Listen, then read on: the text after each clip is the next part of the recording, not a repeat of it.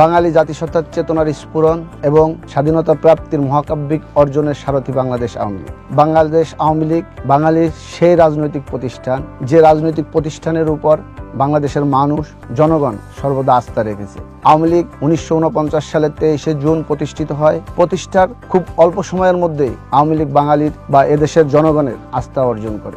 ভাষা আন্দোলন থেকে শুরু করে স্বাধীনতা সংগ্রামের পথ পরিক্রমায় প্রতিটি ধাপে ধাপে বাঙালি জাতির সকল গণতান্ত্রিক অধিকার আদায়ের সংগ্রামে নেতৃত্ব দিয়েছে। জাতির পিতা বঙ্গবন্ধু শেখ মুজিবুর রহমান ভাষা আন্দোলনের প্রথম থেকেই সরব ভূমিকা পালন করেছিলেন এবং তিনি অগ্রণী ভূমিকা পালন করেছিলেন।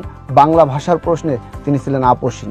শুধু বাংলা ভাষার অধিকার রক্ষায় নয়, বাঙালির সকল গণতান্ত্রিক অধিকার রক্ষায় জাতির পিতা বঙ্গবন্ধু শেখ মুজিবুর রহমান বাংলাদেশ আওয়ামী লীগের সকল নেতাকর্মীকে সাথে নিয়ে বাংলাদেশ রাষ্ট্র প্রতিষ্ঠার যে সংগ্রাম, সেখানে নেতৃত্ব দিয়েছেন। আওয়ামী লীগের 75 বছরের ইতিহাসই হলো বাংলাদেশ রাষ্ট্র প্রতিষ্ঠা এবং সেই রাষ্ট্র প্রতিষ্ঠার পর সেই রাষ্ট্রের সুদৃঢ় ভিত্তি এবং সেই রাষ্ট্রের অর্জন কিভাবে হবে তার রূপরেখা নির্ধারণ এবং সেটা নিয়ে গন্তব্যে পৌঁছে দেওয়ার এদেশের জনগণকে সকল ধরনের জনকল্যাণমুখী রাষ্ট্র ব্যবস্থা প্রতিষ্ঠার অঙ্গীকার নিয়েই বাংলাদেশ আওয়ামী লীগ সর্বদা রাজনীতি করেছে।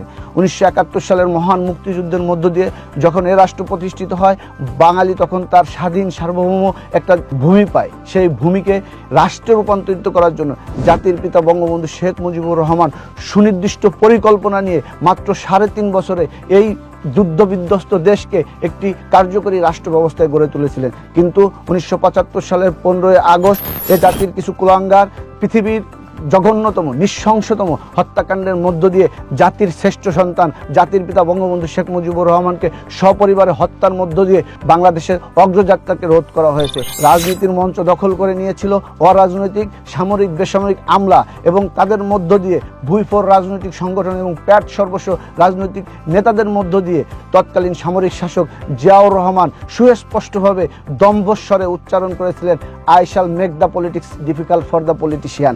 সেই জায়গা থেকে বাংলাদেশের রাজনীতিকে নতুনভাবে গণতন্ত্রের পথে এগিয়ে নিয়ে যাওয়ার জন্য আমাদের মধ্যে আলোকবর্তিকা হিসেবে, আশার বাতিঘর হিসেবে উপস্থিত হলেন জাতির পিতা বঙ্গবন্ধু শেখ মুজিবুর রহমানের তনয়া জননেত্রী দেশরত্ন শেখ হাসিনা। বাঙালির ভোট ও ভাতের অধিকারের লড়াইয়ের সংগ্রামকে সামনে নিয়ে গিয়ে গণতন্ত্রের নতুন মঞ্জিলে নিয়ে যাওয়ার জন্য সমগ্র জাতিকে ঐক্যবদ্ধ করলেন। পিতার ন্যায় আপোষহীন থেকে, গণতন্ত্রের প্রতি কমিটেড থেকে, অঙ্গীকারবদ্ধ থেকে তিনি রাজনীতি করে গিয়েছিলেন। আমরা দেখেছি এই বাংলাদেশে মানুষকে কিভাবে ক্ষুধা, দারিদ্র, দুর্ভিক্ষ পীড়িত হয়ে থাকতে হয়েছে, কিভাবে মানুষকে অনাহারে অর্ধাহারে থাকতে হয়েছে। জননেত্রী শেখ হাসিনা পিতার সেই আদর্শকে বাস্তবায়ন করার জন্য আবার সরকারে সেই সুনির্দিষ্ট লক্ষ্য পরিকল্পনা নিয়ে তিনি সামনের দিকে এগিয়ে চললেন। বাংলাদেশ ক্ষুধা, দুর্ভিক্ষ, দারিদ্র্যের বাংলাদেশ থেকে খাদ্য স্বয়ংসম্পূর্ণতার বাংলাদেশে পরিণত হলো, উদ্বৃত্ত হলো। যখন বিভিন্ন ধরনের প্রাকৃতিক দুর্যোগে বাংলাদেশের মানুষ অর্ধাহারে অনাহারে থাকতো, সেই জায়গা থেকে বিভিন্ন ধরনের পূর্বাভাসকে উপেক্ষা করে জননেত্রী শেখ হাসিনা সকল মানুষকে খাবারের সংস্থান করলেন। কোনো মানুষ না খেয়ে মারা গেল না। খাদ্যে স্বয়ংসম্পূর্ণ হলো বাংলাদেশ। বাংলাদেশ একের পর এক অবিশ্বাস্য মাইল ফলক অর্জন করতে লাগলো। 2001 সালে নীল নকশার নির্বাচনের মধ্য দিয়ে, সূক্ষ্ম কারচুপির মধ্য দিয়ে একটি সরকার ক্ষমতায় আসলো। বাংলাদেশ সন্ত্রাস জঙ্গিবাদের অভয়ারণ্যে পরিণত হলো। মানুষের গণতান্ত্রিক অধিকার ভুলুণ্ঠিত হলো। নারী তার সম্ভ্রম হানি ঘটলো।